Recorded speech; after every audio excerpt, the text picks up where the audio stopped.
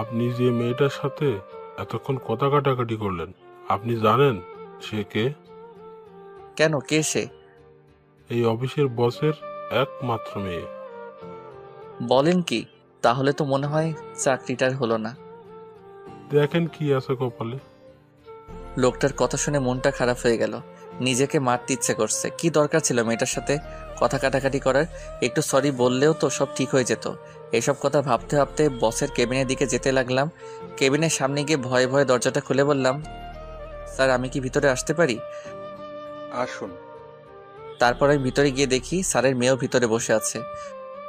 বসুন। আর তুমি তো নতুন, তাই না? জি স্যার। তা তোমার নামটা জানো কি? অভ্র। চেহারার সাথে নামটাও পুরাই জোকার। কথাটা বলে সে কেবিন থেকে বার হয়ে গেল। ও হচ্ছে আমার মেয়ে রিয়া।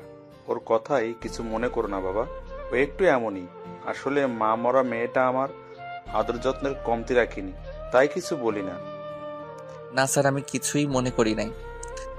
মনে মনে আল্লাহকে অসংখ্য ধন্যবাদ দিলাম, কারণ রিয়া স্যারকে কিছুই বলে নাই। রিয়ার নামটা যেমন সুন্দর, রিয়া দেখতেও অনেক সুন্দর, শুধু একটু রাগী। তাহলে যাও, তাহলে আজ থেকে কাজে লেগে পড়ো। তারপর স্যারের কেবিন থেকে বের হয়ে গেলাম। ম্যানেজার সাহেব আমাকে একটা কেবিন দেখিয়ে দিলেন। আমি গিয়ে সেখানে বসলাম।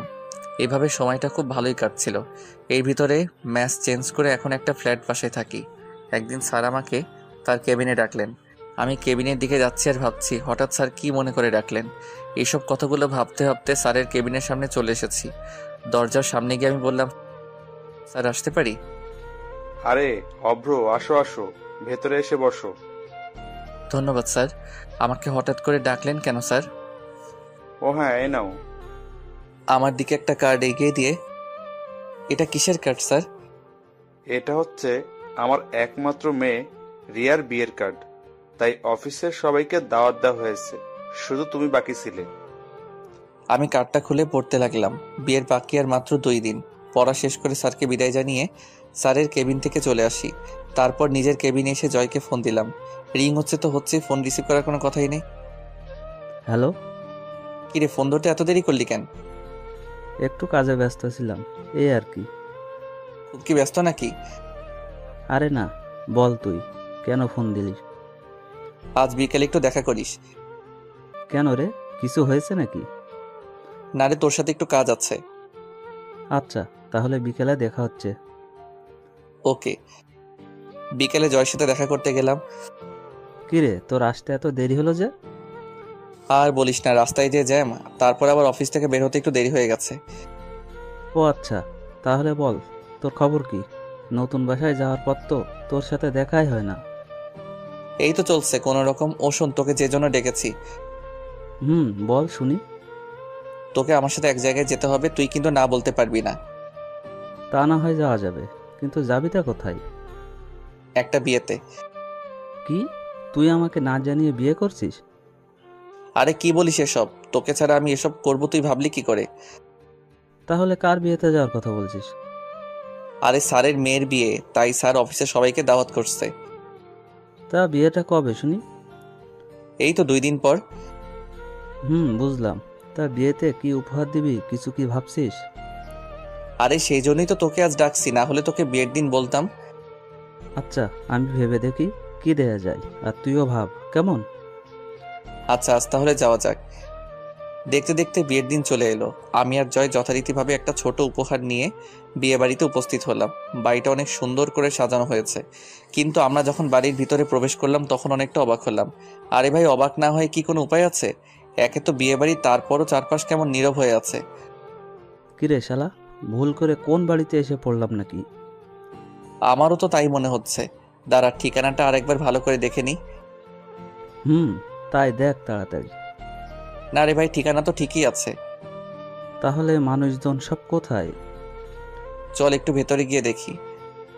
তারপর আমরা দুইজনে আরেকটু ভিতরে যেতে কিছু মানুষ দেখতে পেলাম। সবাই যেন নীরব হয়ে আছে, কারো মুখে কোনো কথা নাই। আমি আমার একজন কলিগকে জিজ্ঞাসা করলাম, কি হয়েছে ভাই, সবাই আমার নীরব কেন? কি আর হবে, স্যারের মেয়ে যার সাথে বিয়ে হওয়ার কথা ছিল তারা নাকি এখন আর আসবে না। আসবে না মানে? তারা এমনটা কি করে করতে পারে? তারা নাকি স্যারের সাথে ব্যবসায়িক শত্রুতার জন্য এমনটা করেছে, শুধুমাত্র প্রতিশোধ নেওয়ার জন্য। এ তো পুরো বাংলা ছায়াছবির মতো কাহিনী। কি বলিস তুই এসব? আমি আমার কলিগকে জিজ্ঞেস করলাম। স্যারকে কোথাও দেখছি না যে, কোথায় সে? এইসব কথা শোনার পর সে অসুস্থ হয়ে পড়েছে, তাই তাকে হাসপাতালে নিয়ে যাওয়া হয়েছে। কোন হাসপাতালে? তারপর তার কাছ থেকে হাসপাতালের ঠিকানাটা নিয়ে হাসপাতালে গেলাম। সেখানে পৌঁছে দেখি রিয়া ম্যাডাম বাইরে বসে কান্না করছে। বধূর সাথে তাকে দেখতে একদম লাল পরীর মতো লাগছিল। আমি তার কাছে গিয়ে জিজ্ঞেস করলাম, স্যার এখন কেমন আছে? একটা রুমের ভেতর থেকে একজন ডাক্তার বাইরে এসে বলে, আপনাদের মধ্যে অভ্রকে? জি আমি। কেন, কি হয়েছে? আপনাকে উনি রাখছে। স্যারকে উদ্দেশ্য করে কথাটা বললেন। আমি আর কিছু না ভেবে আমি আর জয় দুইজনে একসাথে স্যারকে যেখানে রাখা হয়েছে সেখানে গেলাম। স্যার আমাকে দেখে বললেন, বাবা অব্র, তোমার সাথে আমার কিছু কথা ছিল। হ্যাঁ স্যার বলুন। অব্র, এতক্ষণে তো সব ঘটনাই শুনতে পারছো, তা বাবা তুমি আমার একটা কথা রাখবে? স্যার কি কথা? আপনি আমায় বলুন, আমি অবশ্যই আপনার কথা রাখার চেষ্টা করব। আসলে তোমাকে যে কথাটা কিভাবে বলি ঠিক বুঝে উঠতে পারছি না। কথাটা তুমি কিভাবে নিবে তা আমি জানি না, তবে স্যার আপনি বলুন। অব্র, তোমার যদি কোনো সমস্যা না থাকে তুমি তাহলে আমার মেয়েকে বিয়ে করো। অফিসের বস হিসেবে না, একজন বাবা হিসেবে তোমাকে আমি এই কথাটা বলছি। কোনো কথাই বের হচ্ছে না। আসলে স্যারের কথা শুনে আমি কি উত্তর দিব তা আমি বুঝতে পারছি না। স্যার আমার চুপ করে থাকতে দেখে আবারও বললেন, বাবা এভাবে চুপ করে থেকো না, তুমি একটু ওকে বোঝাও। জয়কে উদ্দেশ্য করে বলল কথাটা। জয় আমাকে একপাশে গিয়ে বলল, দেখ ভাই, তুই তো স্যারের কথাটা মেনে নে। সে এত করে রিকোয়েস্ট করছে, তুই আর না করিস না। আর বিয়ে আজ না হয় কাল তো করতেই হবে, তাই না? তুই তো আমার কোনো কথাই অমান্য করিস না, তাই এই কথাটাও রাখ। কি রে, এত কি ভাবছিস? হ্যাঁ বলে দে। আমি তোমাকে হাত জোর করছি বাবা, তুমি আমাকে ফিরিয়ে দিও না প্লিজ। এ কি করছেন স্যার? আপনি আমার গুরুজন, আপনার কথায় আমি রাজি। কিন্তু কিন্তু কি? রিয়া ম্যাডাম কি রাজি হবে? ও তুমি চিন্তা করো না, আমার কথা ও কখনো অমান্য করবে না। তারপর স্যার রিয়া ম্যাডামকে ভেতরে ডাকলেন। রিয়া ম্যাডাম তার চোখ মুছতে মুছতে ভেতরে আসলেন। তারপর স্যার তাকে বললেন, রিয়া মা, আমার একটা কথা রাখবি? কি কথা বাবা, বলো। তোমার সব কথাই আমি রাখবো। মারে, তুই অব্রকে বিয়ে কর। দেখ মা, আমার মান সম্মান এখন সব তোর উপর, তুই আর না করিস না, তুই রাজি হয়ে যা। বাবা তুমি যা ভালো বুঝো তাই করো তাহলে। তোমায় বলেছি না, আমার মেয়ে কখনো আমার কথার অবাধ্য হবে না। তাহলে আজই তোমাদের বিয়ে হবে। যা আপনি ভালো মনে করবেন। তাহলে আমি একটু আসি, তোরা একটু অপেক্ষা কর। তুই আবার কোথায় যাবি এখন? বারে, তোর বিয়ে, তোর ভাবিকে একটু জানাতে হবে না? এই কথা বলে বাইরে চলে গেল জয়। চলো তাহলে বাসায় যাওয়া যাক। আমাদের দুইজনের উদ্দেশ্য করে বলল কথাটা। কিন্তু তোমার শরীর তো ভালো নেই। না রে মা, তোর বিয়ে হলে আমার শরীর এমনিতে ঠিক হয়ে যাবে। তারপর স্যার আর আমরা সবাই মিলে স্যারের বাসায় গেলাম। আরে বুঝতে পারছেন না কেন যাচ্ছি? আরে ভাই, আজ যে আমার বিয়ে। অবশেষে আমাদের বিয়েটা খুব ভালোভাবে হয়ে গেল। এখন আমি বাসর ঘরে বাইরে জয়ের সাথে দাঁড়িয়ে আছি। জয় আমাকে জোর করে বাসর ঘরে ঢুকিয়ে দিল। আমি ঘরে প্রবেশ করে দেখি রিয়া ম্যাডাম বিছানায় বসে আছে। আমি আস্তে করে দরজাটা লাগিয়ে ঘুরে দেখি রিয়া ম্যাডাম আমার সামনে দাঁড়িয়ে আছে। আমি তাকে আমার সামনে দেখে কিছুটা ঘাবড়ে যাই। আমি ভাবছিলাম সে হয়তোবা আমাকে সালাম করার জন্য খাট থেকে নেমে আসছে, কিন্তু আমার ধারণাকে ভুল প্রমাণ করে সে আমাকে যা বলল তা শোনার জন্য আমি মোটেও প্রস্তুত ছিলাম না। এই যে আপনি আমাকে বিয়ে করলেন কেন? চুপ করে আছি, কি বলবো ঠিক বুঝে উঠতে পারছি না। কি হলো, চুপ করে আছেন কেন? না মানে আপনার বাবা বলেছে তাই। বাবা বললো আর আপনি রাজি হয়ে গেলেন? কেন, আপনি কি এই বিয়েতে খুশি নন? না। তাহলে আপনি বিয়ের জন্য হ্যাঁ বললেন কেন? ওটা তো বাবার মান সম্মানের কথা ভেবে রাজি হয়েছি। আপনি কি করে ভাবলেন যে আমাদের অফিসের একজন সাধারণ কর্মচারীকে আমার স্বামী হিসেবে মানতে পারবো? মাথা নিচু করে রিয়া ম্যাডামের কথাগুলো শুনছি। আর হ্যাঁ, খবরদার যদি কখনো স্ত্রীর অধিকার দেখাতে আসেন তো বুঝতেই পারছেন। কি হলো, কিছু বলছেন না কেন? আচ্ছা, আপনি যেমনটা ভালো বুঝবেন। এখন ঘুমাতে চান? আচ্ছা, এই বলে খাটের দিকে যাচ্ছি, আবারও রিয়া ডাক দিলেন। এই যে, ওদিকে কোথায় যাচ্ছেন? কেন, আপনি না বললেন ঘুমাতে যেতে? আপনাকে কি খাটে গিয়ে ঘুমাতে বলছি? যত সব। তাহলে আমি কোথায় শুবো? আমি কি জানি, যেখানে খুশি সেখানে শুবেন, কিন্তু খাটে না। তারপর আমি কি আর করব, বালিশ নিয়ে বাইরে যাচ্ছি, রিয়া পেছন থেকে আবার ডাক দিলেন। এ কি, বাইরে কোথায় যাচ্ছেন? কেন, অন্য রুমে যাচ্ছি। না, অন্য রুমে যাওয়ার দরকার নাই, আপনি এই ঘরে সোফায় শুয়ে পড়েন। কি? এত অবাক হওয়ার কিছু নেই। এখন যদি বাইরে যান, এটা যদি অন্য কেউ দেখে তাহলে আমাকে খারাপ ভাববে। উফ, মেয়ের মাথায় বুদ্ধি আছে বলতে হবে। এই কিছু বললেন মনে হয় আপনি? না না, কিছু বলি নাই তো। সত্যিই তো? হ্যাঁ সত্যি, আমি কিছুই বলি নাই। তারপর আর কি করার, চুপচাপ সোফায় গিয়ে শুয়ে পড়লাম। একটু পর আমি আবার বললাম, কি হলো, লাইটটা বন্ধ করছেন না কেন? যদি লাইট বন্ধ করলে আপনি খারাপ কিছু করেন? কি, আমাকে দেখে কি আপনার এমন মনে হয়? না, আপনাকে দেখে ঠিক মনে হয় না, তারপরেও তো বলা যায় না কার মনে কি চলে। আমি কিছুটা রাগ করে রুম থেকে বাইর হয়ে চলে যাচ্ছি, তখন আবার রিয়া বলল, এ কি, আবার কোথায় যাচ্ছেন? কেন, আমি এই রুমে থাকলে তো খারাপ কিছু করতে পারি, তাই আমি চলে যাচ্ছি। এই না না, আর বাইরে যেতে হবে না, আমি লাইট বন্ধ করে দিচ্ছি। কিন্তু? আবার কিন্তু কি? তাহলে ড্রিম লাইটটা জ্বালিয়ে রাখি। ওকে রাখেন। দূর, মেজাজটাই খারাপ করে দিল। তারপর সে লাইটটা বন্ধ করলো ঠিকই, কিন্তু ডিম লাইটটা জ্বালিয়ে রাখছে। আমি আর কিছু না বলে ঘুমানোর চেষ্টা করছি, কিন্তু কিছুতেই ঘুম আসছে না। আপনারাই বলুন, সোফায় শুলে কারো ঘুম আসে? তারপরও চেষ্টা করছি। কতই না স্বপ্ন ছিল আজকের এই দিনটাকে নিয়ে। ভেবেছিলাম বাসর ঘর কতই না সুন্দর হয়, আর আজ দেখছি রিয়ার দিকে তাকিয়ে দেখে সে ঘুমিয়ে গেছে। তার মুখটা দেখতে একদম নিষ্পাপ বাচ্চাদের মতো লাগছিল। যতই ওর দিকে তাকিয়ে থাকছি ততই ওর মায়ায় পড়ে যাচ্ছি। ওর মুখের দিকে তাকিয়ে থাকতে থাকতে কখন যে ঘুমাই গেছি মনে নাই। সকালের দিকে শরীরে পানি পড়ছে। আমি ভাবলাম হয়তোবা স্বপ্নের মধ্যে বৃষ্টি পড়ছে, তাই সেদিকে কোনো খেয়ালই দেই নাই। একটু পর যখন আবার পানি দিল তখন বুঝলাম না এটা কোনো স্বপ্ন না কে যেন আমার গায়ে পানি ঢেলে দিচ্ছে। গুম গুম চোখে তাকিয়ে দেখি রিয়া কোমরে হাত দিয়ে দাঁড়িয়ে আছে। তাকে দেখতে তখন খুব সুন্দর লাগছিল, এমনিতেও সুন্দর, তারপর আবার শাড়ি পরেছে। একটু পর রিয়ার কথাই বাস্তবে ফিরে আসলাম। কি হলো, এভাবে তাকিয়ে কি দেখছেন? তোমায় দেখছিলাম। কি? না মানে, এত সকালে এই শীতের ভিতর শরীরে পানি দিলেন কেন? এত সকাল মানে ঘড়ির দিকে তাকিয়ে দেখেন একবার। এই রে, এ তো অনেক দেরি হয়ে গেছে রে। যাও তাড়াতাড়ি খাবারের ব্যবস্থা করো, আমার খুব ক্ষুধা লাগছে। যান তাহলে ওইদিকে রান্নাঘর, রান্না করেন গিয়ে। কি, আমি রান্না করব মানে?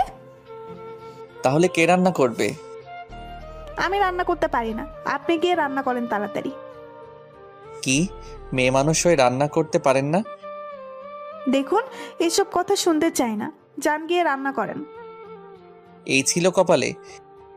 এই কথাটা বলে রান্না করতেই রান্নাঘরের দিকে যাচ্ছি রান্না করার জন্য। আসলে আগে একা থাকতাম, তাই একটু একটু রান্না করতে পারি। রান্না শেষ করে আমি যখন আসলাম, এসে তো আমি তখন পুরাই অবাক। আমার অবাক হওয়ার কারণ হচ্ছে, আমি যখন রান্নাঘর থেকে বের হলাম তখন দেখি রিয়া টেবিলে বসে বসে খাবার খাচ্ছে। আমি তার কাছে গিয়ে তাকে বললাম, আপনি খাবার কোথায় পেলেন? কোনো কিছু না বলে শুধু খাবার খাই। কি হলো, কিছু বলছেন না কেন? ভাবি এসেছে খাবার নিয়ে। ভাবি মানে কার ভাবি? আমাদের কথার মাঝে জয়ের বউ মানে আমার ভাবি এসে হাজির। তিনি এসে আমাকে বললেন, কি দেবর, বউ পেয়ে একদিনের ভেতর আমাকে ভুলে গেলে? না মানে। থাক, আর মানে করতে হবে না, যাও তুমিও খেতে বসো। আমি আর কিছু না বলে চুপ করে রিয়ার পাশে গিয়ে খেতে বসলাম। ভাবি, আপনি কখন আসলেন? আমি তো আসছি অনেক আগে। কেন? না কিছু না, এমনি জিজ্ঞেস করলাম। তারপর আমি রিয়ার দিকে তাকিয়ে দেখি সে মিটমিট করে হাসছে, আর এদিকে আমার রাগ হচ্ছে। ওই ভাবি আসছে তো আপনি একটিবার আমাকে ডাক দিতে তো পারতেন। রিয়া আমার দিকে কেমনভাবে তাকালো যেন, কিন্তু কিছুই বলল না। তা দেবর, তুমি রান্নাঘরে কি করছিলে? কি বললো ভাবি, এত সুন্দর একটা বউ পাইছি, তাকে কি করে রান্নাঘরে পাঠাই বলেন, যদি কালো হয়ে যায়? বাবা, একদিনে এত প্রেম! প্রেমের আর দেখছো কি, কেবল তো শুরু। আচ্ছা, তোমরা তাহলে খাও, আমি বরং আসি। এই কথা বলে ভাবি চলে গেলেন, আর আমি রিয়ার দিকে তাকিয়ে দেখি কেমন একটা রাগী ভাব নিয়ে আমার দিকে তাকিয়ে আছে। এভাবে তাকিয়ে আছেন কেন? ওই, আমি আপনার কেমনে বউ হই? কেন, আপনার সাথে না আমার কাল বিয়ে হলো? বিয়েটা একটা অ্যাক্সিডেন্ট। আর হ্যাঁ, আপনি ভাবলেন কি করে যে আমার বাবার অফিসের একজন সামান্য কর্মচারীকে স্বামী হিসাবে মেনে নিব? এটা কখনো সম্ভব না। একটু থেমে আবার বলতে শুরু করলো, আর আমরা কিছুদিন একসাথে থাকবো, তারপর আপনাকে আমি ডিভোর্স দিয়ে দেব, বুঝলেন? কথাগুলো বলে সে রুমে চলে গেল। আর আমি বসে বসে ভাবছি, এই ছিল আমার জীবনে? যখন একা ছিলাম তখন তো খুব ভালো ছিলাম। কথাগুলো ভাবতে ভাবতে নিজের অজান্তেই কখন যে চোখে পানি চলে আসছে তা বুঝতে পারি নাই। সারাদিন আর রিয়ার সামনে যাই নাই। রাতে তার কাছে গিয়ে বললাম, সারাদিন তো কিছু খেলেন না, আসুন এখন কিছু খেয়ে নিন। কে বলছে আমি সারাদিন না খেয়ে আছি? আর আপনার খাওয়া আপনি খেয়ে নেন। আর আপনি? আমি বাইরে থেকে খাবার অর্ডার করছি। আমি আর কিছু না বলে রুম থেকে বের হয়ে আসবো, তখনই পেছন থেকে রিয়ার ডাক দিল, এই যে শুনুন, আমাকে এত কেয়ারলেস দেখাতে আসবেন না, বুঝলেন? আপনাকে আমার সহ্য হয় না। আমি তার কথা শুনে বাইরে চলে গেলাম। কি করব কিছুই ভালো লাগছে না। একটু রাত করে বাসায় ফিরলাম। দরজার কাছেই এসে 2-3 বার কলিং বেল বাজাতে রিয়া এসে দরজা খুলল আর বলল, কি ব্যাপার, এত রাত পর্যন্ত কোথায় ছিলেন? একটু কাজ ছিল। কি এমন কাজ যে রাত পর্যন্ত বাইরে থাকতে হবে? আমি আর কিছু না বলে সোজা রুমে চলে গেলাম। গিয়ে সোফায় শুয়ে পড়লাম। রিয়াও আমার পিছু পিছু আসলো এবং খাটে গিয়ে বসে পড়ল। দুইজনেই নীরব হয়ে আছি। একটু পর নীরবতা ভেঙে আমি বলতে শুরু করলাম, আপনাকে আমি ডিভোর্স দিয়ে দিব। সত্যি? সত্যি। তবে? তবে কি? আমাদের 6 মাস একসাথে থাকতে হবে। আপনাকে তো আমি একদমই সহ্য করতে পারছি না, আর আপনি বলছেন 6 মাস একসাথে থাকার কথা। কি করবেন বলুন, কিছু পেতে হলে একটু তো কষ্ট করতে হবে। আর 6 মাসই তো, দেখতে দেখতে চলে যাবে। ঠিক আছে। রাতে দুইজনের ভিতর আর কোনো কথাই হয়নি। সকালে ঘুম থেকে উঠে দেখি রিয়া এখনো ঘুমিয়ে আছে, তাই তাকে আর জাগালাম না। সত্যি ঘুমন্ত অবস্থায় রিয়াকে একদম নিষ্পাপ শিশুর মতো মনে হচ্ছে। আমি হালকা পাতলা নাস্তা তৈরি করে রিয়ার জন্য ডেকে অফিসের জন্য বেরিয়ে পড়লাম। অফিসে যেতেই স্যারের সাথে দেখা। আরে অব্র বাবা যে, তুমি অফিসে আসতে গেলে কেন? আর কয়দিন পরে আসতে পারতে। না স্যার, আসলে কিছু পুরন কাজ আছে, ওগুলো করতে হবে। ও আচ্ছা, তারপরও? না স্যার, আমার কোনো সমস্যা নাই। আচ্ছা, তাহলে একটু পর আমার কেবিনে এসে দেখা করো, কেমন? ঠিক আছে স্যার। তারপর আমি আমার কেবিনে এসে বসে বসে কাজ করছি। তখন স্যারের ফোন। আমি ফোন রিসিভ করতেই, অব্র, এখন আমার কেবিনে এসে দেখা করো। এই কথাটা বলেই ফোনটা কেটে দিল। তারপর আমি স্যারের কেবিনে গেলাম। তখন স্যার আমাকে বসতে দিয়ে বলতে শুরু করলেন, অব্র, তুমি তো জানো যে রিয়া আমার একমাত্র সন্তান, ও ছাড়া আমার আর কেউ নেই। আপনার কথা আমি ঠিক বুঝতে পারছি না। এই যে আমার এই যে সম্পত্তি দেখছো, সবই তো এখন তোমাদের। তাই বলছিলাম কি, তুমি যদি এখন আমার কোম্পানির দায়িত্বটা নিতে। সরি স্যার, আমাকে মাফ করবেন। আমি আপনার এই কথাটি রাখতে পারবো না। কিন্তু কেন বাবা? আমি আপনার মেয়ের স্বামী বলে আপনি আমাকে আপনার কোম্পানির দায়িত্ব দিতে চাচ্ছেন, কিন্তু আমি এটা চাই না। আমি বিয়ের আগে যেমন আপনার অফিসের কর্মচারী ছিলাম, আমি চাই এখনো কর্মচারী হিসেবে থাকতে। কি বলবো বাবা তোমায়, তোমার প্রতি আমি এমনিতেই কৃতজ্ঞ। তারপরও আজ তোমার কথা শুনে গর্বে আমার বুকটা ভরে গেছে বাবা। কথাগুলো কেঁদে কেঁদে বললেন। এ কি স্যার, আপনি কাঁদছেন কেন? আমার মেয়ের অনেক সৌভাগ্য যে তোমার মতো একজনকে জীবন সঙ্গী হিসেবে পেয়েছে। স্যারের মুখে এই কথা শোনার পর আমার মুখ দিয়ে আর একটা কথাও বের হচ্ছে না, শুধু দু চোখ দিয়ে পানি পড়ছে।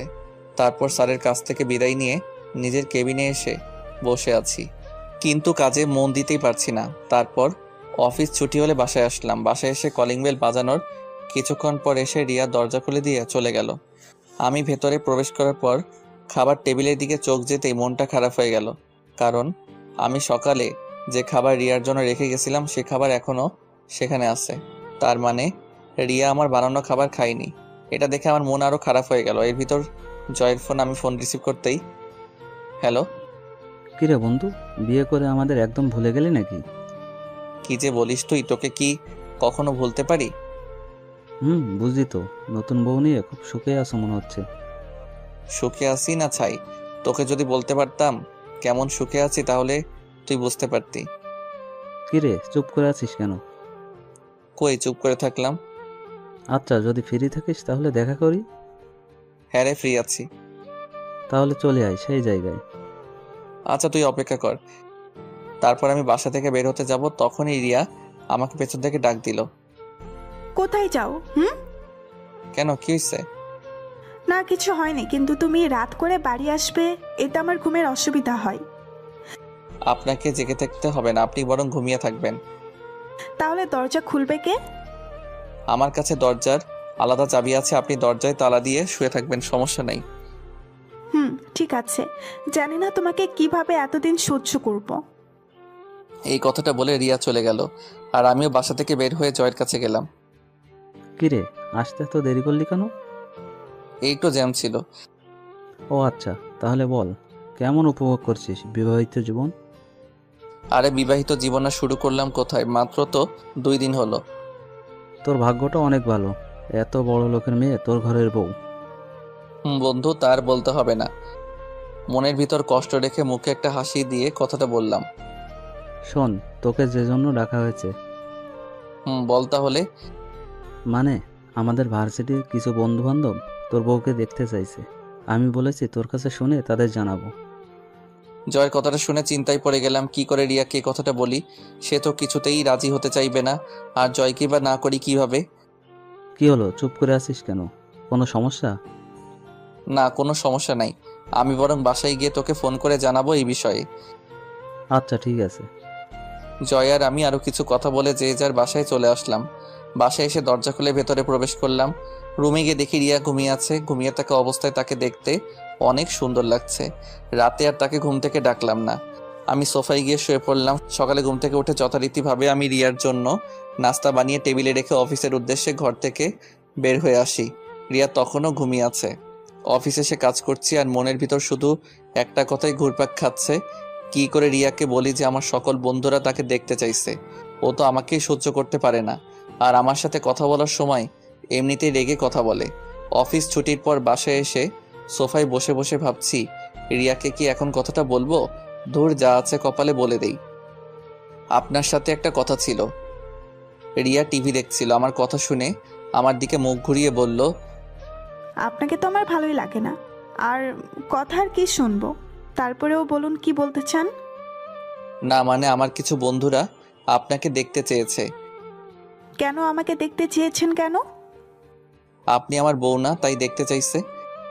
ওই আমি আপনার বউ হই? হ্যাঁ, আপনাকে বলছি আমি আপনাকে স্বামী হিসেবে মানি না, তাহলে আমি আপনার বউ হই কি করে? যত দ্রুত সম্ভব আমাকে ডিভোর্স দিয়ে দিবেন, বুঝলেন? আমি আর কিছু বললাম না। রিয়ার কথাগুলো শুনে নিজের অজান্তেই চোখ দিয়ে এক ফোঁটা পানি চলে এলো। আমি রিয়ার সামনে থেকে চলে গেলাম। বারান্দায় দাঁড়িয়ে আকাশের দিকে তাকিয়ে ভাবছি, কি পাপ করেছিলাম যে যার জন্য আমাকে এত কষ্ট পেতে হচ্ছে। সকালে একটু তাড়াতাড়ি করে অফিসে চলে গেলাম। অফিসের কাজের ফাঁকে পকেটে হাত দিয়ে দেখি মোবাইলে টাকা নেই। মনে হয় সকালে তাড়াতাড়ি বাসা থেকে বের হওয়ার সময় মোবাইলটা ভুল করে বাসায় রেখে আসছি। এর মধ্যে স্যারের কেবিন থেকে ডাক আসলো, তাই স্যারের কাছে গেলাম। কেবিনে প্রবেশ করে দেখি একটি মেয়ে বসে আছে। আমি ভেতরে যেতে স্যার আমাকে বললেন, অভ্র, এনার সাথে পরিচিত হও, ইনি হলেন তোমার নতুন অ্যাসিস্ট্যান্ট মেঘা। মেঘা আমার দিকে হাসি মুখে হাতটা বাড়িয়ে দিয়ে বললেন, হ্যালো স্যার। হ্যালো। অভ্র, তুমি তাহলে মেঘাকে তার কাজ বুঝিয়ে দাও, কেমন? ঠিক আছে স্যার। তাহলে মিস মেঘা, তুমি অভ্রের সাথে যাও, সে তোমাকে তোমার কাজ বুঝিয়ে দেবে। Okay sir. তারপর আমি স্যারের কাছ থেকে বিদায় নিয়ে আমার কেবিনে চলে আসলাম, আর আমার পেছনে পেছনে মেঘাও আসলো। তারপর মেঘা আমাকে বলল, স্যার বলুন আমাকে কি করতে হবে? আপনার প্রথম কাজ হলো আমাকে স্যার বলা বাদ দিতে হবে। তাহলে আপনাকে কি বলে ডাকবো? আপনি আমাকে প্রয়োজন হলে নাম ধরে ডাকবেন, তবু স্যার বলবে না, আমার ভালো লাগে না। ডাকতে পারি, কিন্তু একটা শর্তে। কি শর্ত? আপনিও আমাকে আমার নাম ধরে ডাকবেন, আর আমাকে আপনি করে বলতে পারবেন না। আচ্ছা ঠিক আছে, এখন কাজের কথায় আসা যাক। ঠিক আছে।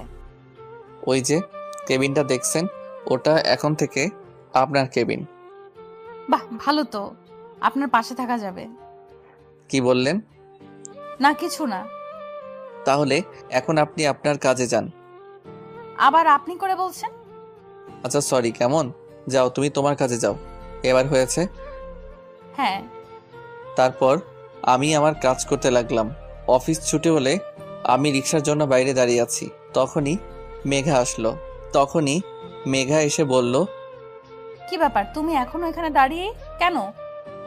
রিক্সার জন্য দাঁড়িয়ে আছি। ও আচ্ছা, তা তোমার বাসা কোথায়? কেন? না মানে যদি কিছু মনে না করো, আমি তোমাকে তোমার বাসায় পৌঁছে দিতে পারি। আরে তুমি যাও, আমি ঠিকই রিক্সা পেয়ে যাব। আরে আসো তো। অনেকটা জোর করে আমাকে তার সাথে রিক্সায় তুলে নিল। আমিও রিক্সায় উঠে তার থেকে একটু দূরে বসার চেষ্টা করছি, যেন তার শরীরের সাথে টাচ না লাগে। আমার এই কাজ দেখে মেঘা বলল, আপনার কি কোনো সমস্যা আছে? কই না তো। তাহলে এত দূরে সরে বসে আছেন কেন? না ঠিক আছে, আমার কোনো সমস্যা হচ্ছে না। কিন্তু আমার সমস্যা হচ্ছে। কি সমস্যা? তুমি যেখানে বসে আছো, যদি একটু ঝাঁকি লাগে তুমি তো পড়ে যাবে। তখন তো রাস্তার মানুষ ভাববে আমি তোমাকে ধাক্কা দিয়ে ফেলে দিছি। তো বন্ধুরা, এতক্ষণ ধরে গল্পটি শুনেছ। গল্পটি তোমাদের কাছে কেমন লাগছে? যদি গল্পটি ভালো লেগে থাকে এবং এ ধরনের গল্প আরও শুনতে পছন্দ করো, তাহলে এক্ষুনি নিচে থাকা সাবস্ক্রাইব বাটনটি টিপে আমাদের পরিবারের একজন সদস্য হয়ে যাও এবং গল্পটি কন্টিনিউ করো। আর হ্যাঁ, একটি সুন্দর কমেন্ট করতে কিন্তু ভুলবে না। কি হলো, আমার দিকে এগিয়ে বসুন।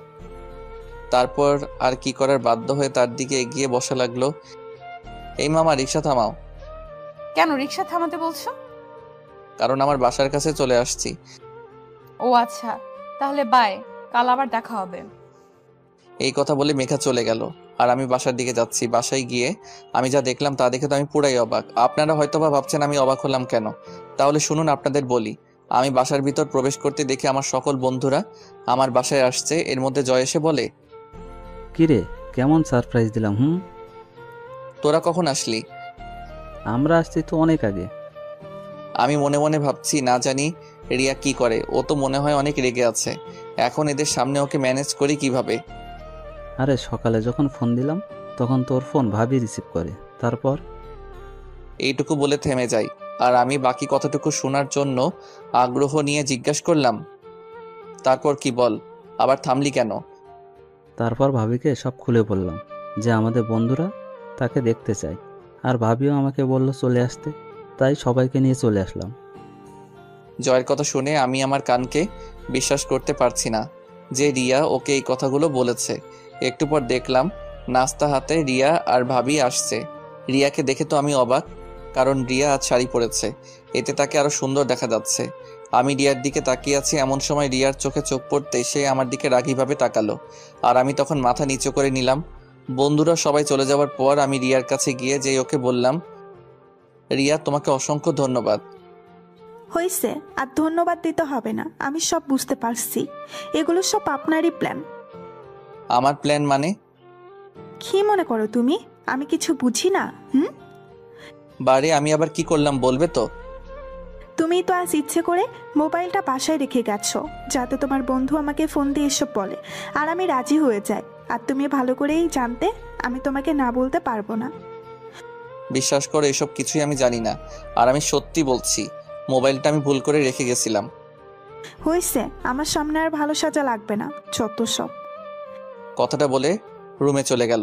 এইভাবেই দিনকাল চলছিল আমাদের। এতদিন হয়ে গেছে কিন্তু এখনো আমার প্রতি তার কোনো ভালোবাসা বা ভালো ব্যবহারও করি নাই, কিন্তু আমি আস্তে আস্তে রিয়াকে ভালোবেসে ফেলছি। একদিন শুক্রবারে অফিস বন্ধ, তাই সকালে শুয়ে আছি। একটু পর বুঝতে পারলাম কে যেন আমাকে ডাকছে। আমি চোখ খুলে দেখি রিয়া আমাকে ডাকছে। আমি এটা দেখে আবার চোখ বন্ধ করে নিলাম। আমার কাছে মনে হচ্ছে আমি স্বপ্ন দেখছি, কারণ রিয়া আমার সাথে ঠিক মতো কথাই বলে না, আজ এত ভালোবেসে ডাকছে। এসব কথা চোখ বন্ধ করে ভাবছি, কিন্তু একটু পর আমার শরীরে পানি ঢেলে দিল আর আমি সাথে সাথে লাফ দিয়ে উঠলাম। আমার এভাবে লাফ দিয়ে ওঠা দেখে রিয়া হেসে দিল। আমি অপলক দৃষ্টিতে তার হাসি মাখা মুখটার দিকে তাকিয়ে আছি। এই যে মিস্টার, শুক্রবার বলে ঘুমিয়ে থাকলে চলবে?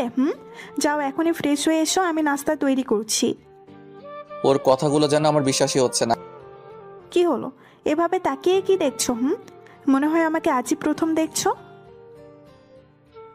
উফ, যাও তো, খুব ক্ষুধা লাগছে, তাড়াতাড়ি ফ্রেশ হয়ে আসো।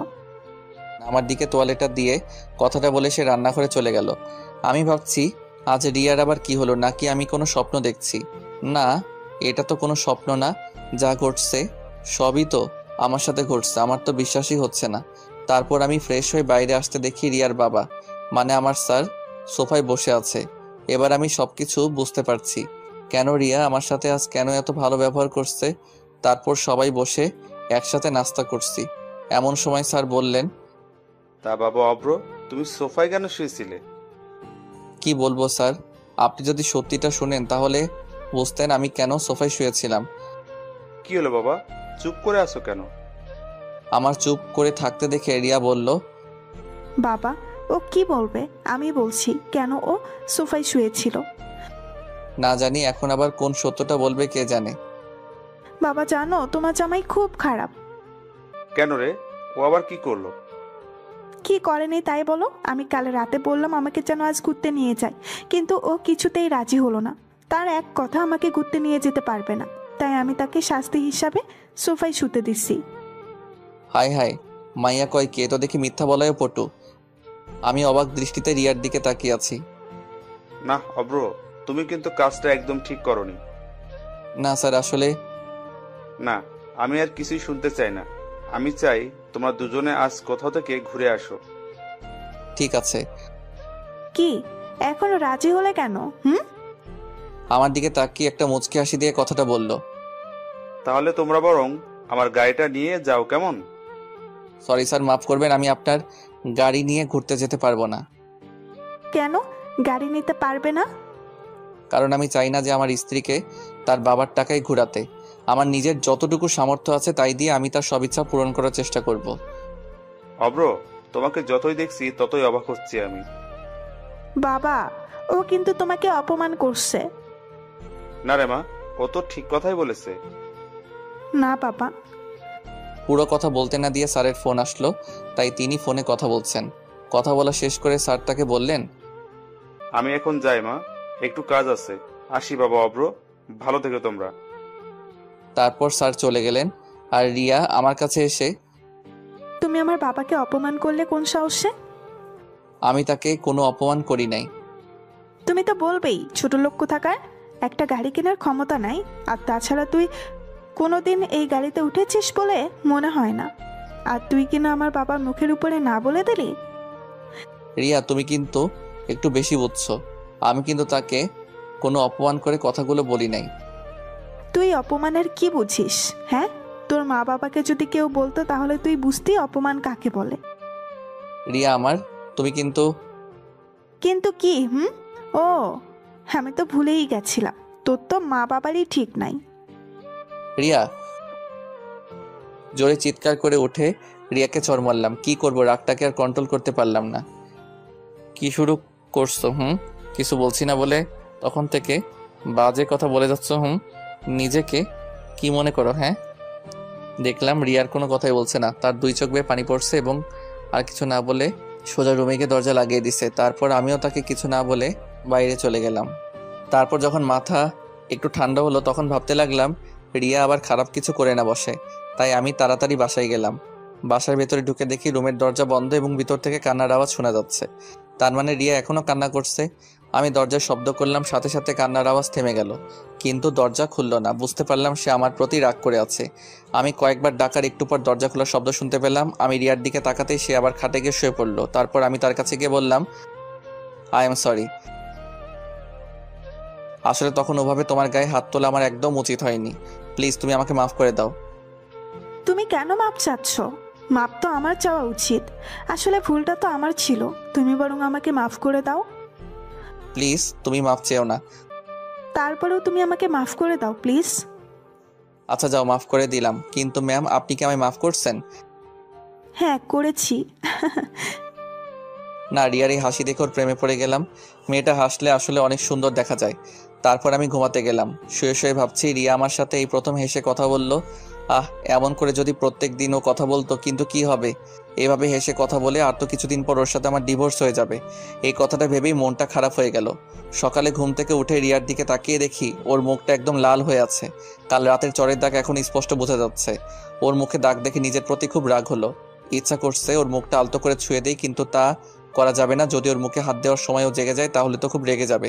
এই রে, অফিসে দেরি হয়ে যাচ্ছে, এখন আর নাস্তা বানানোর সময় নাই, তাই তৈরি হয়ে বেরিয়ে পড়লাম।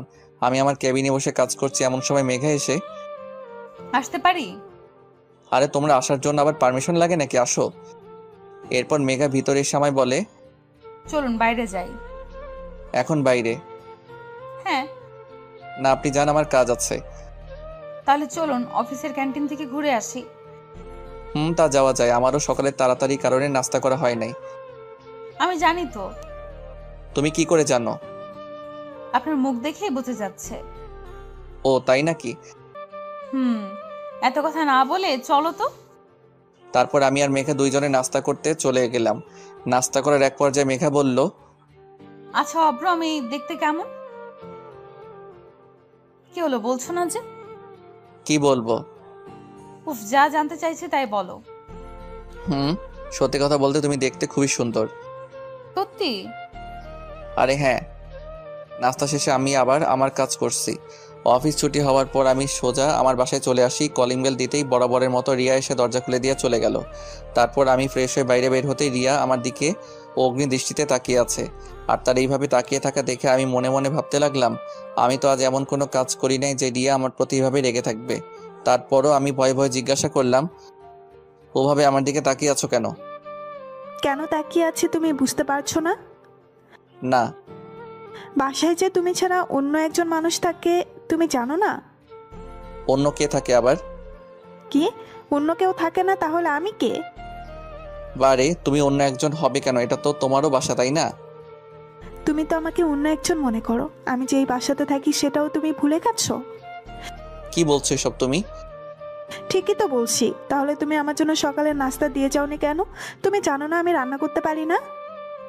তুমি তো বাইরে থেকে খাবার নিয়ে আসো, তাই আমি। তাহলে এর আগে যে নাস্তা বানিয়ে রেখে যেতে, সেগুলো কার জন্য রেখে যেতে? চুপ করে দাঁড়িয়ে না থেকে খাবারের ব্যবস্থা করো। সকাল থেকে কিছুই খাই নাই, আমার খুব ক্ষুধা লাগছে। কি বলো তুমি এসব? সকাল থেকে কেন না খেয়ে আছো? তোমার প্রতি রাগ করে, তাই ভাবলাম যতক্ষণ না তুমি রান্না না করছো ততক্ষণ পর্যন্ত আমি কিচ্ছু খাবো না। আমার প্রতি কেন রাগ করে না খেয়ে থাকবে? না, তোমাকে বুঝতে হবে না। কেন কেন? যাও, তোমাকে আমার জন্য রান্না করতে হবে না, খাবো না আমি। এই কথা বলে আবার রাগ করে রুমে চলে গেল। হঠাৎ রিয়ার কি হলো যে আমার সাথে এত ভালো ব্যবহার করছে? মনে হয় ও ভেবেছে আর তো মাত্র কটা দিন আছে আমার সাথে থাকবে, তাই হয়তো আমার প্রতি দয়া দেখাচ্ছে। না, এসব আমি কি ভাবছি আবোল তাবোল। যাই, এখন রান্নাঘরে গিয়ে রিয়ার ফেভারিট কিছু রান্না করে নিয়ে আসি। এই যে আমি তো রিয়ার কি কি পছন্দ তাই জানি না, এখন কি করি? অনেক ভাবার পর একটা বুদ্ধি মাথায় এলো। দেখি কাজে লাগিয়ে দিলাম ফোন স্যারকে, মানে রিয়ার বাবাকে। আরে অভ্র বাবা যে, কেমন আছো? জি স্যার, ভালো আছি। আপনি কেমন আছেন? আমিও ভালো আছি। আর শোনো, কথায় কথায় এত সার সার করো কেন? আমি তোমার অফিসের বস, কিন্তু এখন তো তুমি অফিসে নাই যে স্যার স্যার বলবে, তাই এখন থেকে বাবা বলে রাখবে, কেমন? Okay sir. আবার স্যার? সরি বাবা। এখন ঠিক আছে। তা জামাই, কি করতে রাতে ফোন দিলে?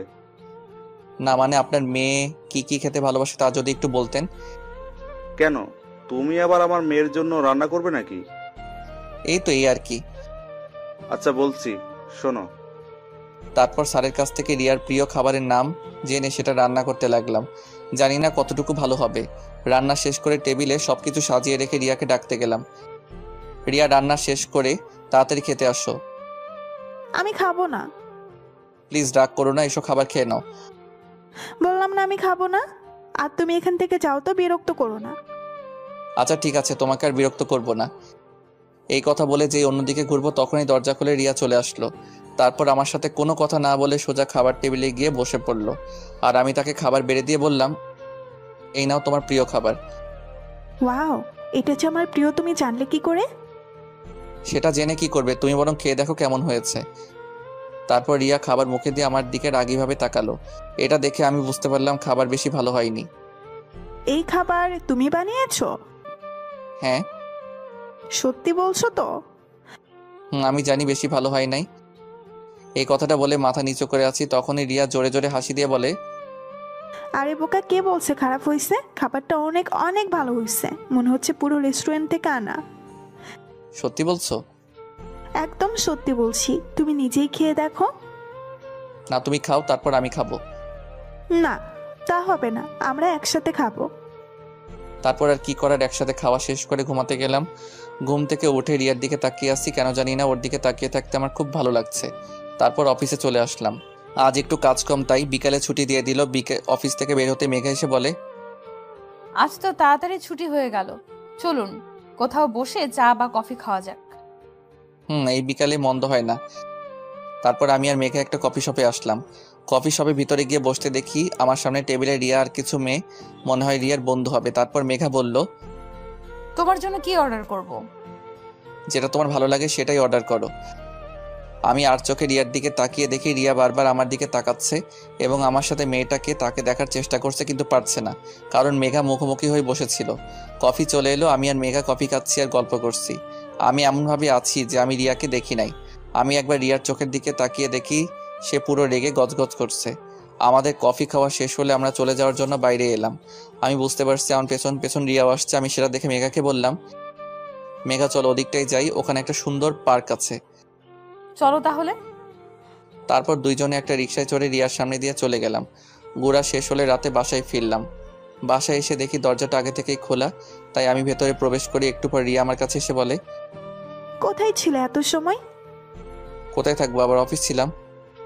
তোমার অফিস তো অনেক আগেই ছুটি হয়ে গেছে, এত সময় কোথায় ছিলে? বন্ধুদের সাথে ছিলাম। ও আচ্ছা, তা মেয়েটা কে শুনি? কোন মেয়ে? এই যে যার সাথে কফি শপে এত হাসাহাসি করে কথা বলছো। তুমি জানলে কিভাবে যে আমি কার সাথে বসেছিলাম? তা আমি দেখেছি তোমাদের দুজনকে। তাই নাকি?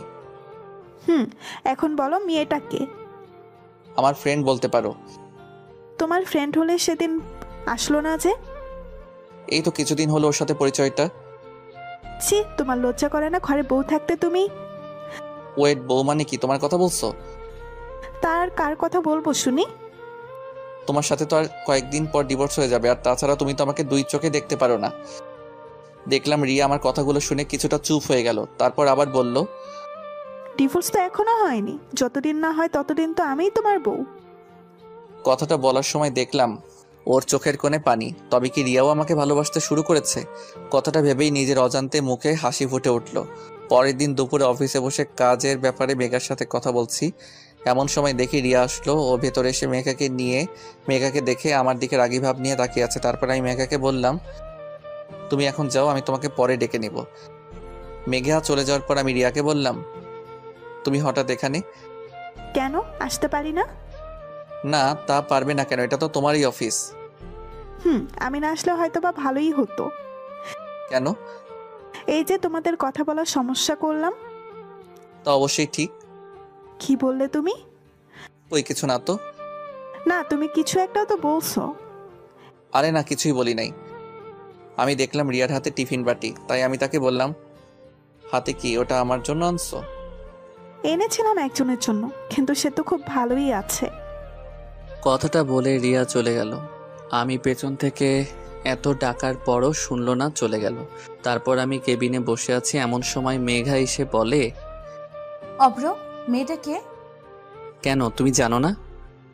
জানলে তোমায় জিজ্ঞেস করতাম নাকি? ও হচ্ছে আমাদের অফিসের বসের মেয়ে আর আমার স্ত্রী। কি, তোমার স্ত্রী? হ্যাঁ। কই, আগে তো বলো নাই কখনো। তুমিও তো জানতে চাও নাই। ও আচ্ছা।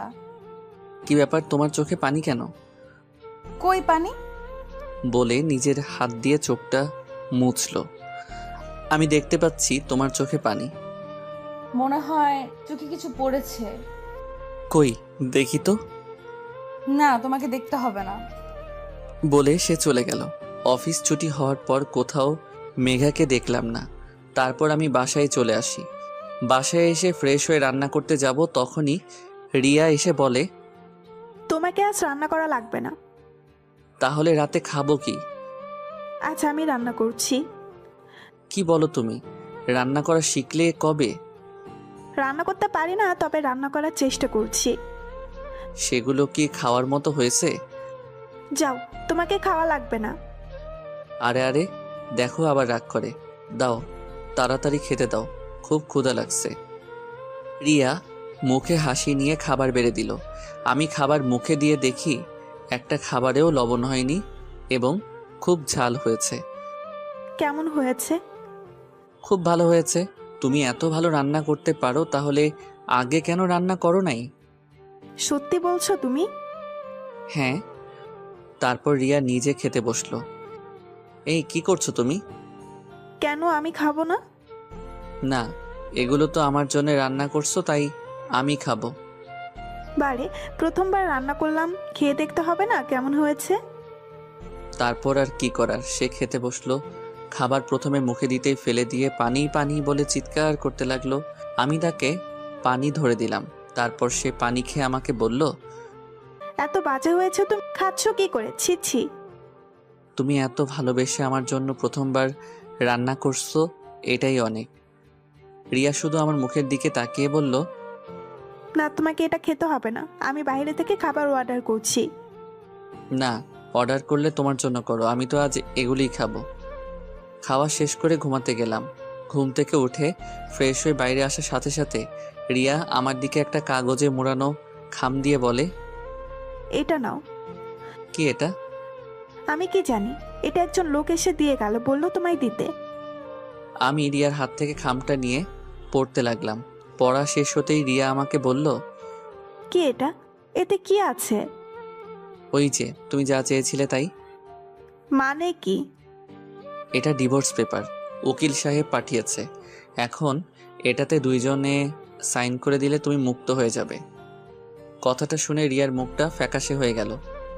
এই নাও, আমি সাইন করে দিছি, এখন তুমি সাইন করে দিলেই হয়। কথাগুলো বলে আমি অফিসে চলে আসি। একটু পর ফোনটা বেজে উঠল। ফোনের দিকে তাকিয়ে দেখি স্যার ফোন করছে। হ্যালো। অভ্র, তুমি এখনই হাসপাতালে চলে আসো। কেন স্যার, কি হয়েছে? রিয়া রিয়া বলুন না, রিয়ার কি হয়েছে? ও ঠিক আছে তো? বাবা, রিয়া সুসাইড করেছে।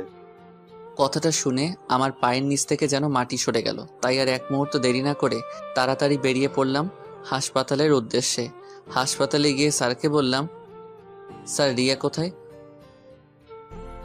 বলুন না, রিয়া কোথায়? অপারেশন থিয়েটারে। জানি না মেয়েটা কেন এমন পাগলামো করলো। সকালে হঠাৎ বাসায় গিয়ে সোজা নিজের রুমে চলে গেল। আমি পেছন থেকে ডাকার পর একটি বারও আমার ডাক শুনলো না। পরে আমি ঘরে গিয়ে দেখি সে বিষ খেয়েছে। কথাটা বলে কান্না করতে লাগলো। তারপর আবার বলল, তোমার সাথে কিছু হয়েছে? আসলে পুরো কথাটা আর বলতে পারলাম না। এর মধ্যে ডাক্তার চলে এলো। আমি তাড়াতাড়ি ডাক্তারের কাছে গিয়ে জিজ্ঞাসা করলাম, ডাক্তারও ঠিক আছে তো? দেখুন, রোগী এখন ঠিক আছে, একটু পর ওনাকে বেডে দেয়া হবে। ডাক্তার, আমি কি ওর সাথে দেখা করতে পারি? যান, কিন্তু প্লিজ ডাক্তার। আচ্ছা, যান তাহলে। তারপর আমি ভেতরে গিয়ে দেখি রিয়া ঘুমিয়ে আছে। ওকে দেখতে একদম বাচ্চাদের মতো লাগছে। আমি গিয়ে ওর মাথার কাছে বসে আছি। একটু পর রিয়া আস্তে আস্তে চোখ খুললো। তারপর আমি তাকে বললাম, কি ব্যাপার, এমন পাগলামো কেন করছো তুমি? কি করব বলো? তোমাকে যদি না পাই তাহলে এই জীবন রেখে কি লাভ বলো? তোমার সাথে যে খারাপ ব্যবহার করেছি, এতে করে তুমি আমাকে কখনো মেনে নিতে পারবে না। তাই বলে তুমি সুইসাইড করবে? কেন বাঁচালে আমাকে? আমি মরে গেলেই তো ভালো হতো। ঠাস করে রিয়ার গালে চড় মারলাম। তুমি আমাকে মারলে?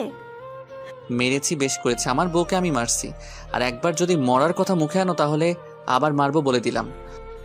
ভালোবেসে ফেলছি গো তোমায়, এই কয়দিন তোমায় অনেক ভালোবেসে ফেলছি। কথাগুলো আমাকে জড়িয়ে ধরে কেঁদে কেঁদে বলতে লাগলো। আমিও তাকে জড়িয়ে ধরে কেঁদে কেঁদে বললাম, আসলে এটা কোনো দুঃখের কান্না নয়, এটা হচ্ছে আনন্দের কান্না। আমিও যে তোমায় অনেক ভালোবাসি।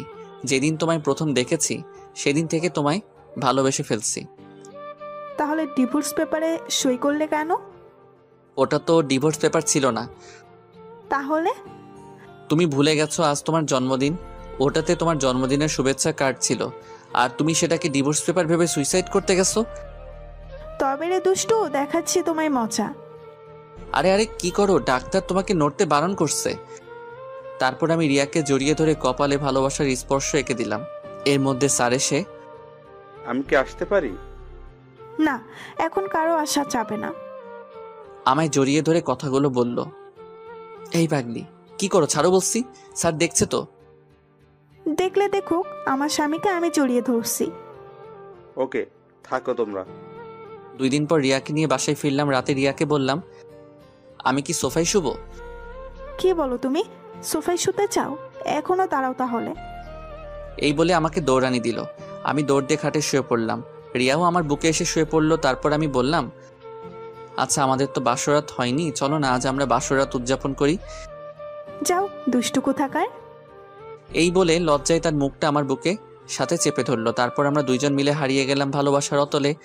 সকালে রিয়ার ডাকে ঘুম ভাঙলো। দেখলাম সে গোসল করে এসে আয়নার সামনে দাঁড়িয়ে তার চুল শুকাচ্ছে। আমি পেছন থেকে তাকে জড়িয়ে ধরলাম। তাই কি করছো? ছাড়ো বলছি। না, ছাড়তে মন চাইছে না। অফিস নেই আজকে? আজ যেতে মন চাইছে না, মন চাইছে সারাদিন তোমাকে এভাবে জড়িয়ে ধরে থাকি। তা বললে তো হবে না, যাও গিয়ে ফ্রেশ হও, আমি নাস্তা দিচ্ছি। তারপর আর কি করার, ফ্রেশ হতে চলে গেলাম।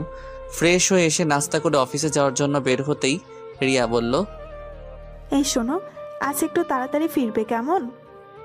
ওকে মহারানী। এই বলে রিয়ার কপালে ভালোবাসার স্পর্শ এঁকে দিলাম। অফিসে এসে যা শুনতে পাই তার জন্য আমি মোটেও প্রস্তুত ছিলাম না। মেঘা নাকি চাকরি ছেড়ে দিছে। কথা শুনে খুব অবাক হলাম। হঠাৎ কি এমন হলো যার জন্য সে চাকরি ছেড়ে চলে গেছে? এই কথাগুলো ভাবছি আর এমন সময় দেখলাম মেঘা আমার কেবিনের দিকে আসছে। মেঘা, আমি সব কি শুনছি? তুমি নাকি চাকরি ছেড়ে চলে যাচ্ছ? যা শুনেছেন সত্যি শুনেছেন। এসবের মানে কি? হঠাৎ করে চাকরিটা ছেড়ে দিচ্ছ কেন? আপনার জন্য। আমার জন্য মানে কি বলছো এসব তুমি? জানেন আমার বাবাকে? আমি কি করে তোমার বাবাকে চিনবো? আমি তো তাকে দেখি নাই। আমার বাবা হচ্ছে এদেশের একজন স্বনামধন্য ব্যবসায়ী। নাম শুনেছেন? হ্যাঁ, তা শুনবো না কেন? তাছাড়া অফিসের একটা কাজে আমার সাথে তার ভালো পরিচয়ও আছে। তার মানে তুমি স্যারের মেয়ে? হ্যাঁ, আপনি ঠিকই ধরেছেন, আমি তার একমাত্র মেয়ে। তাহলে তুমি এই অফিসে চাকরি করছো কেন? শুধু তোমার জন্য। আমার জন্য কেন? তুমি যেদিন প্রথম আমাদের অফিসে গিয়েছিলে সেদিনই আমি তোমাকে দেখি, এবং সেদিন প্রথম দেখাতেই তোমাকে আমার ভালো লাগে, আর এই ভালো লাগা থেকেই আস্তে আস্তে তোমাকে ভালোবেসে ফেলি। এইটুকু বলে থেমে গেল আর কথাগুলো কেঁদে কেঁদে বলছে। তারপর আবার বলতে শুরু করলো, শুধু তোমার একটি নজর দেখার জন্য তোমার ভালোবাসার টানে এই অফিসে তোমার সহকারী পদে চাকরি নেই। কিন্তু আমি জানতাম না যে আমার ভালোবাসার মানুষটি আগে থেকে অন্য কারো হয়ে আছে। যখন জানলাম তখন নিজেকে শেষ করে দিতে চেয়েছিলাম। যাকে ভালোবাসি তাকে পাবো না তখন বেঁচে থেকে আর কি লাভ বলো? পরে ভাবলাম আমার ভালোবাসাটা না হয় তোমার আর রিয়ার মাঝেই বেঁচে থাক। কথাগুলো বলেই আমাকে জড়িয়ে ধরলো। আমি এখন কি করব কিছুই বুঝতে পারছি না। ভালোবাসি অভ্র, তোমাকে অনেক ভালোবাসি। তোমাকে ছাড়া যে আমি একটা মুহূর্তও থাকতে পারবো না। আমি তোমার সাথে থাকলে আমি আর নিজেকে ধরে রাখতে পারবো না। তাই আমি এখান থেকে চলে যাচ্ছি। জানি তোমাকে ছাড়া থাকতে কষ্ট হবে, তবুও চেষ্টা করব তোমাকে ছাড়া বেঁচে থাকার। কথাগুলো আমাকে জড়িয়ে ধরে বলছিল। পরে আমাকে ছেড়ে দিয়ে বলে, আর একটা কথা, আমি যদি তোমার মনে কোনো কষ্ট দিয়ে থাকি তাহলে আমাকে মাফ করে দিও। আর ভালো থেকো। কথাটা বলে কাঁদতে কাঁদতে চলে গেল আমার কেবিন থেকে। আর আমি সেখানেই দাঁড়িয়ে আছি। জানি না কখন নিজের অজান্তে চোখে পানি চলে এসেছে। একটু পর রিয়ার ডাকে বাস্তবে ফিরে আসি। কি হয়েছে তোমার? সেই কখন থেকে ডাকছি, কোনো সাড়া নেই তোমার। ও তুমি, তা কখন এলে? এই মাত্রই আসলাম। ও, কি এমন ভাবছিলে যে আমি কখন আসছি তাও বুঝতে পারো নাই? না তেমন কিছু না।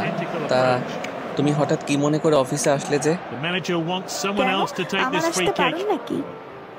তা হবে কেন? তারপরও আমাকে সম্পূর্ণ কথা বলতে না দিয়ে রিয়া বলল, আমি আসছি আমার মহারাজকে দুপুরের খাবার খাওয়াতে। তাই নাকি?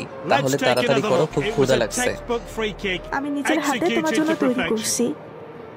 কি খাওয়ার মতো তৈরি করছো তো, নাকি আগের দিনের মতো কথাটা শুনে রিয়ার মুখ থেকে মুহূর্তেই হাসি চলে গেল। তারপর আমি তাকে বললাম, কি হলো, খাবার কি দিবে নাকি এমনভাবে দাঁড়িয়ে থাকবে?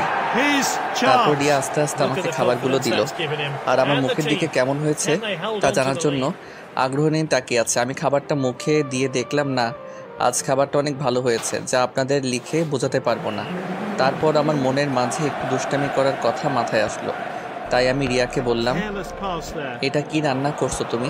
এটা কোনো মানুষ খেতে পারে? দেখি আমার কাছে আসো তো।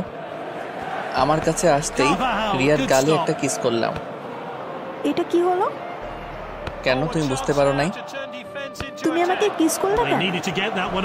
বারে, তুমি আমার জন্য এত ভালো রান্না করে আনছো, সেই পুরস্কার হিসেবে কিছু তো তোমাকে দিতে হয়, তাই দিলাম আর কি। তাহলে তুমি প্রথমে বললে কেন যে ভালো হয়নি? ওটা তো তোমাকে রাগানোর জন্য বলেছিলাম। তবে রে, যাও, তোমার সাথে আর কোনো কথাই বলবো না।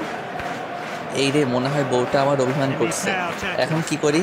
তাই বললাম, আমার পাগলিটা কি রাগ করছে? আমি কারো পাগলি না। কে বলছে? তুমি তো শুধু আমারই পাগলি। বললাম তো না। আচ্ছা যাও, তোমার আমার সাথে কথা বলা লাগবে না। তুমি আমার সাথে কথা না বললে আমিও কিছু খাবো না। আচ্ছা ঠিক আছে। কথাটা বলে যে উঠতে যাব, তখনই রিয়া আমার হাতটা ধরে বলে, এই কোথায় যাও? হ্যাঁ, চুপ করে বসো এখানে। না, আমি খাবো না। তুই খাবি না তো তোর শ্বশুর খাবে। ভালো তো, তাহলে তাকেই ডেকে এনে খাওয়াও। আমাদের কথার মাঝে রিয়ার বাবা মানে স্যার এসে হাজির। এই তো রিয়া নিজের হাতে রান্না করে আনছে, তো তাই আপনাকেই ডেকে আনার কথা বলা হচ্ছিল। আবার রান্নাও করতে পারে? হ্যাঁ। তাহলে তো খেতেই হবে। বাবা, তুমিও বসো, আমি তোমাকে খাবার দিচ্ছি। তারপর আমরা সকলে একসাথে দুপুরের খাবার খেলাম। খাওয়া শেষ করে স্যার চলে গেলেন, আর আমি রিয়াকে বললাম, রিয়া, আমার না এখন মিষ্টি খেতে মন চাইছে। তুমি চাইলে মিষ্টি খাওয়াতে পারবে। ইশারা করে কথাটা বললাম। আমি আস্তে আস্তে রিয়ার কাছে যাচ্ছি, আর সে একটু একটু করে পেঁচাচ্ছে। দেখো, একদম কাছে আসার চেষ্টা করবে না। তারপর রিয়া দেওয়ালের সাথে আটকে গেল। আমি কাছে যেয়ে ওর হাত দুটো চেপে ধরলাম। রিয়ার মুখের দিকে তাকিয়ে দেখি সে দু চোখ বন্ধ করে আছে এবং তার ঠোঁট দুটো কাঁপছে। এরপর আমাদের চার ঠোঁট একসাথে মিশে একাকার হয়ে গেল। আচ্ছা চলো, এখন আমাকে নিয়ে তুমি ঘুরতে যাবে। না, এখন পারবো না, অনেক কাজ বাকি আছে। কি বললে তুমি? তুমি এখন বাসায় যাও, আমরা না হয় অন্য কোনো দিন ঘুরতে যাব, কেমন? দেখো, পাগলামি করে না, এখন ছুটি চাইলে বস ছুটি দিবে না। বাহ, ভালো কথা মনে করিয়ে দিলা তো। অফিসের বসকে তুমি কি তা ভুলে যাচ্ছ? এই রে, কি বলতে কি বলে দিলাম। দেখলাম রিয়া আমার কেবিন থেকে হনহন করে বাইরে চলে গেল। আমি ভাবলাম হয়তোবা রাগ করে বাসায় চলে গেছে। আমার ভাবনাকে ভুল প্রমাণ করে দিয়ে আবারও রিয়ার আগমন, কিন্তু এবার সে একা আসেনি, তার সাথে তার বাবা মানে বস এসেছে। এসে আমাকে প্রশ্ন, কি ব্যাপার অদ্ভুত, তোমার কি এমন কাজের চাপ? না মানে হয়েছে, আর মানে রিয়াকে নিয়ে কোথাও ঘুরে আসো। আচ্ছা স্যার। আমি রিয়ার দিকে তাকিয়ে দেখি রিয়া মিটমিট করে হাসতেছে। আর শোনো, যত কাজই থাকুক না কেন, আমার রিয়া মা ডাকার সাথে সাথেই চলে যাবে। এই কথা বলে স্যার চলে গেলেন। তারপর রিয়া আমার কাছে এসে বলে, কি এবার যাওয়া যাবে নাকি আবারও বাবাকে ডাকতে হবে? এই না না, ডাকতে হবে না, চলো যাচ্ছি। তারপর আমরা দুইজন অফিসের সামনে দাঁড়িয়ে আছি। যাও, রিকশা ডাকো। রিয়ার কথা শুনে আমি তার দিকে অবাক হয়ে তাকিয়ে আছি। তুমি যাবে রিকশায়? হ্যাঁ যাব। কেন, কি হয়েছে? তোমার না রিকশায় উঠতে ভালো লাগে না? এখন ভালো লাগে। তুমি কি ডাকবে নাকি আমি ডাকবো? এই না না, ডাকছি, তুমি একটু দাঁড়াও। তারপর আমরা দুজন রিকশাতে করে একটা পার্কের উদ্দেশ্যে যাচ্ছি, আর রিয়া আমার একটা হাত ধরে কাঁধে মাথা দিয়ে আছে। অফিসের পোশাক পরে কেউ ঘুরতে বের হয়? কেন, কি হয়েছে? এতে আমাকে দেখতে আরো খারাপ লাগছে। আমি তো এটাই চাই। কেন? তুমি যে সুন্দর, তারপর যদি একটু ভালো পোশাক পরে আসো তাহলে তো সব মেয়েরাই তোমার দিকে তাকিয়ে থাকবে। তার জন্য এই পোশাকে পার্কে যাব? হ্যাঁ যাবে। আর এখন কথা না বলে রিক্সা থেকে নামো। রিক্সা থেকে নেমে আমরা দুইজন পার্কে একটা নির্জন জায়গায় গিয়ে বসি। একটু পর হঠাৎ করে রিয়া উঠে হাঁটা শুরু করলো এবং আমাকে বলল, চলো এখান থেকে। কেন থাকি না, একটু জায়গাটা কি সুন্দর। তোমার কাছে তো সুন্দর লাগবে, মেয়েরা যে তোমার দিকে তাকিয়ে আছে এই জন্য থাকতে চাচ্ছ, তাই না? আরে কোথায় কোন মেয়ে তাকিয়ে আছে? হয়েছে, আর ন্যাকামো করতে হবে না। কথাটা বলে রিয়া হাঁটতে শুরু করলো আর আমিও তার পিছু পিছু ছুটছি। আর আমার বউটা কি রাগ করছে? বাহ, আমার বউকে রাগলে এত সুন্দর দেখায় জানতাম না তো। তাহলে আরো আগে এমন রাগাতাম। এবারও রিয়া কিছু বলছে না, চুপ করে শুধু হাঁটতেছে। আমি একটা ছোট বাচ্চাকে দেখে বললাম, এই রিয়া দেখ, বাচ্চাটা কি সুন্দর, একদম কিউটের টিপ্পা।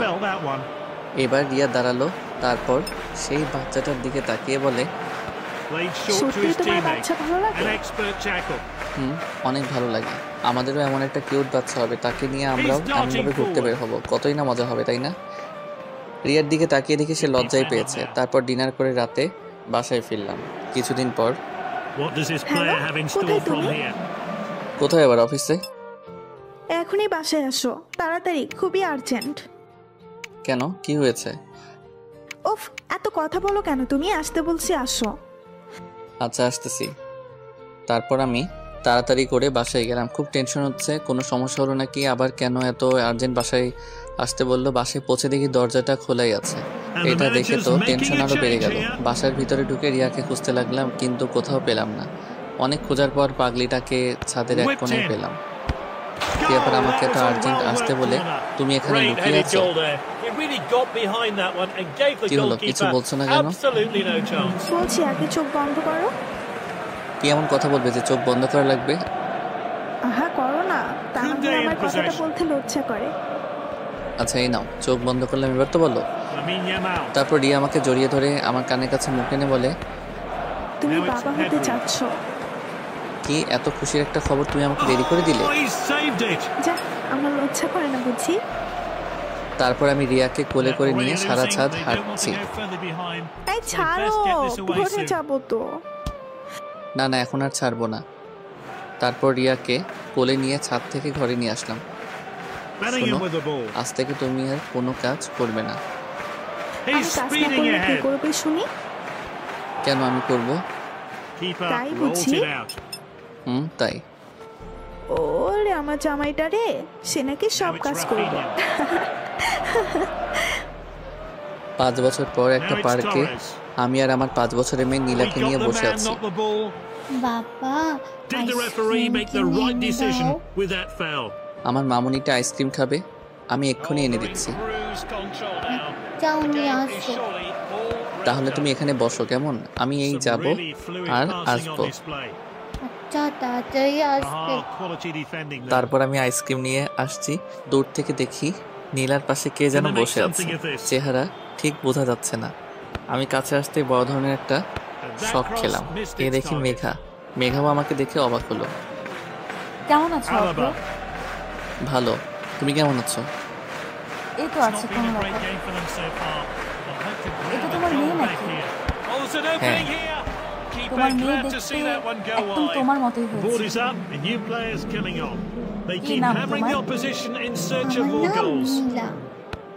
বাহ, তুমি দেখতে যেমন সুন্দর তোমার নামটাও সুন্দর। এই নাও মামুনি। রিয়াকে কোথাও দেখছি না যে। রিয়ার কথা শুনে মনটা খারাপ হয়ে গেল, তাই আমি চুপ করে আছি। কি হলো, চুপ করে আছো যে? রিয়া আর নেই। নেই মানে কি বলছো তুমি? হ্যাঁ, সে আমাকে ছেড়ে অনেক দূরে চলে গেছে, যেখানে গেলে কেউ আর শত টাকার পরেও ফিরে আসে না। কি বলো এসব? রিয়া মারা গেছে? হ্যাঁ, নীলাকে জন্ম দিয়েই সে আমাকে ছেড়ে চলে গেছে। কথাগুলো বলার সময় বুঝতে পারলাম আমার চোখ দিয়ে পানি পড়ছে। মেঘের দিকে তাকিয়ে দেখি তার চোখেও পানি। তারপর আমি চোখের পানি মুছে মেঘেকে বলি, তাহলে এবার বলো তোমার খবর কি, বিয়ে করছো? জীবনে একজনকেই ভালোবেসেছিলাম, আর সে হলো তুমি। তোমাকে ছাড়া আর কাউকে ভালোবাসতে পারি নাই বলে আজও আমি বিয়ে করিনি। আমাদের কথার মাঝে নীলার নানা মানে আমার স্যার চলে এলো। আরে মেঘা, কেমন আছো?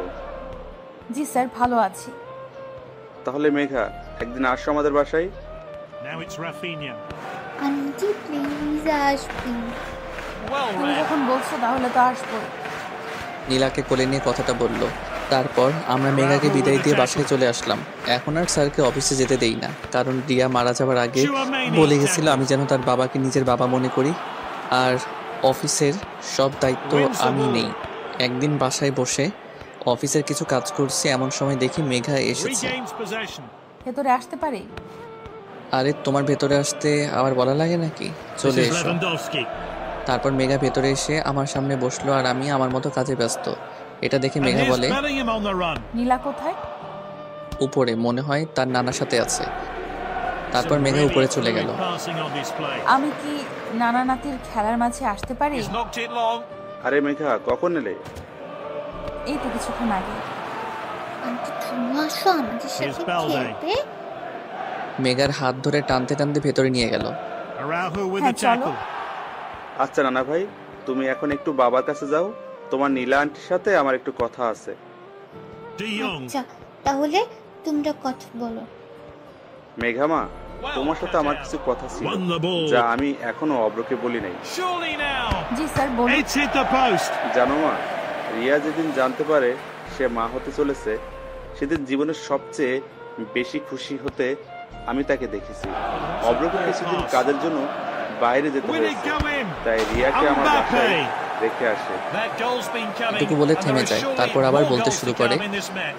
একদিন সিঁড়িতে নামার সময় হঠাৎ পা পিছলে পড়ে যায়। তারপর তাকে হাসপাতালে নিয়ে আসলাম। ব্যথার যন্ত্রণায় ছটফট করতে থাকে আমার মেয়েটা। ডাক্তারও সবকিছু টেস্ট করে বলে, দেখুন, রোগীর অবস্থা খুবই খারাপ, এখনই তাকে অপারেশন করাতে হবে। আপনি এখানে একটা সই করে দিন। তারপর আমি কাগজটাই সই করে দিলাম, কিন্তু ব্যথায় যন্ত্রণায় ছটফট করতে থেকে রিয়া বলে, বাবা, আমার একটা কথা রাখবে? কি কথা মা, বল। তোর সব কথাই আমি রাখবো। যদি আমি অপারেশন থিয়েটারে মারা যাই, তাহলে শুভ্রকে তুমি আবার মেঘার সাথে বিয়ে দিও। মেঘা শুভ্রকে খুব ভালোবাসে। না মা, তুই চুপ কর, দেখিস তোর কিছুই হবে না। না বাবা, তুমি কথা দাও শুভ্রকে তুমি মেঘার সাথে বিয়ে দিবে। বাবা দেখো, আমার এমনই কপাল, শেষবারের মতো একটিবার চোখের দেখাও দেখতে পারলাম না। না মা, তুই অব্রকে দেখবি। আমি ওকে ফোন দিচ্ছি, ও আসছে বলেছে। এরপর রিয়াকে অপারেশন থিয়েটারে নিয়ে যাওয়া হয়। এর মধ্যে অব্র চলে আসে। এসেই, আমার রিয়ার এখন কি অবস্থা? ডাক্তার ওকে অপারেশন করতে নিয়ে গেছে, তুমি কোনো টেনশন করো না। কিছুক্ষণ পর অপারেশন থিয়েটার থেকে ডাক্তারকে বেরিয়ে এসে দেখে অব্র ছুটে যায় তার কাছে। ডাক্তার, আমার রিয়া কেমন আছে? ও ভালো আছে তো? আপনার মেয়ে সন্তান হয়েছে, কিন্তু আমরা অনেক চেষ্টা করেছি, তারপরেও আপনার স্ত্রীকে বাঁচাতে পারিনি। ডাক্তারের মুখে এই কথা শুনে অভ্র নিচে বসে পড়ে, আর আমার যে পুরো পৃথিবীটা উল্টে যায়। আমি অভ্রকে ধরে নিয়ে রিয়ার লাশের পাশে নিয়ে গেলাম। আমার থেকে বেশি কেঁদেছিল। তারপর রিয়ার দাফনের কাজ সম্পূর্ণ করা হলো। কি বলবো মা, অভ্রকে আমি ওদিন সবচেয়ে বেশি দুর্বল হতে দেখেছি। আমার থেকে বেশি দুর্বল হয়ে পড়েছিল সে। এখন তুমি বলো মা, তুমি কি আমার রিয়ার শেষ ইচ্ছাটা পূরণ করবে? হ্যাঁ, আমি করব। আমার যে ওর ইচ্ছা পূরণ করতেই হবে। এভাবে মেঘা প্রতিদিন অপ্রের বাসায় আসে, আর এই কয়েকদিনে নীলার সাথে তার খুব ভালো সম্পর্ক হয়ে যায়। আচ্ছা নীলা, আমি যদি তোমার মা হই তাহলে কেমন হয়? তুমি আমার মা হবে? কি মজা, কি মজা। তাহলে তোমাকে আমি মামনি বলে ডাকবো। হ্যাঁ, ডাকো মামনি। এই কথা বলে মেঘাকে জড়িয়ে ধরে। মেঘাও তেমনি নীলাকে জড়িয়ে ধরে। নীলা? ও ঘুমিয়ে গেছে। ও কিছু না খেয়ে ঘুমিয়ে গেল? না, আমি ওকে খাইয়ে দিয়ে ঘুম পাড়িয়ে দিয়েছি। কি বলো, নীলা খেলো? ও তো আমাকে ছাড়া খায় না। যাই হোক, চলো তোমায় বাসায় দিয়ে আসি। তারপর মেঘাকে তার বাসায় দিয়ে আসলাম। কিছুদিন হলো মেঘা আর আমাদের বাসায় আসছে না। এর ভিতর নীলার কান্নার আওয়াজ শুনতে পেলাম। কি ব্যাপার, আমার পরীটা কান্না করছে কেন? দেখো না বাবা, মামুনি কয়েকদিন ধরে ফোন ধরছে না। কে তোমার মামুনি? আমি আমার মেঘা মামুনির কথা বলছি। সে তো আর মামুনি হয় না, চলো নাস্তা করবে। সকালে কিছু খাওনি তোমরা? না, সে আমার মামুনি হয়। আর তুমি আমার মামুনিকে আমার কাছে এনে দাও, নাহলে আমি কিচ্ছু খাবো না। এই কথা বলে কান্না করতে করতে রুমে চলে গেল। আমি পড়ে গেলাম মহা বিপদে। এখন আমি কি করব কিছু বুঝতে পারছি না। এসব ভাবতে ভাবতে অফিসে চলে গেলাম। রাতে বাসায় এসে শুনি নীলা এখনো কিছু খায় নাই। নীলা, মা চলো কিছু খেয়ে নিব। না, আগে তুমি মামুনিকে এনে দাও। বলছিলাম তুমি চলো খেতে, একদম বাচ্চাদের মতো করবে না। না না, আমি কিচ্ছু খাবো না। নীলাকে একটা চড় মারলাম। এ কি করলে অভ্র? মা মরা মেয়েটার গায়ে তুমি হাত তুললে? না, এ আমি কি করলাম? রাগের মাথায় আমি নীলাকে মারলাম। নীলা কান্না করতেছে। কি ভুল বলছো? জন্ম থেকে কোনোদিন মায়ের আদর পায়নি সে, আর মেয়েটা তাকে মায়ের আদর দিয়েছে। আর তুমি কিনা? এই কথা বলে নীলাকে নিয়ে ঘরে চলে গেল। আর আমি এখন কি করব? আমার কি করা উচিত? না, নীলার জন্য হলেও মেঘাকে আনতে হবে। তারপর আমি মেঘার বাসায় গেলাম। কলিং বেল বাজতে মেঘা এসে দরজা খুললো। আরে তুমি এখানে এত রাতে আমার বাসায়? তুমি এই কয়দিন আমার বাসায় যাওনি কেন?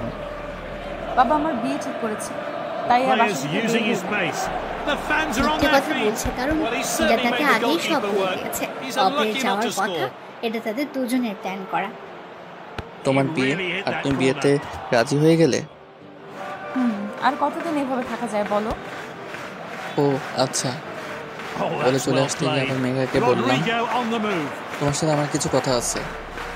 বলো। তুমি না এই বিয়েটা করো না? কেন করব না? কখনো ভাবিনি এই কথাগুলো আবারও কাউকে বলতে হবে, তারপরও আজ বলতে হচ্ছে। নীলা চাই তার জন্য আমি মা নিয়ে আসি, কিন্তু সে মা হিসেবে তোমাকে চেয়েছে, তাই হবে কি তুমি আমার নীলার মা? হবে কি তুমি আমার বাকি জীবন পথ চলার সাথী? হবে কি তুমি আমার? পুরো কথা বলতে না দিয়ে মেঘা কান্না করতে করতে আমাকে জড়িয়ে ধরে। হ্যাঁ, আমি হতে চাই তোমাদের দুজনের সুখ দুঃখের সাথে। তারপর পেছন থেকে জোরে হাততালির আওয়াজ শুনতে পাই। পেছন ফিরে দেখি নীলা আর স্যার মানে মেঘার বাবা দাঁড়িয়ে আছে। মেঘা লজ্জা পেয়ে আমাকে ছেড়ে দিল। নীলা দৌড়ে আমাদের দিকে আসছে, এসে আমাদের দুজনকে জড়িয়ে ধরলো। তাহলে বিয়ের কাজটা আজকেই সেরে নেওয়া যাক। তারপর কাজী অফিসে গিয়ে আমার আর মেঘার বিয়ে হলো। বাসর ঘরে ঢুকে দেখি মেঘা ঘোমটা দিয়ে বসে আছে। আমি তার পাশে গিয়ে বসলাম। একটু পর দরজার শব্দ হলো, তাই আমি গিয়ে দরজাটা খুলে দিলাম। দরজা খুলতে নীলা দৌড় দিয়ে রুমে প্রবেশ করলো। এসেই, মামুনি, আমি তোমার সাথে ঘুমাবো।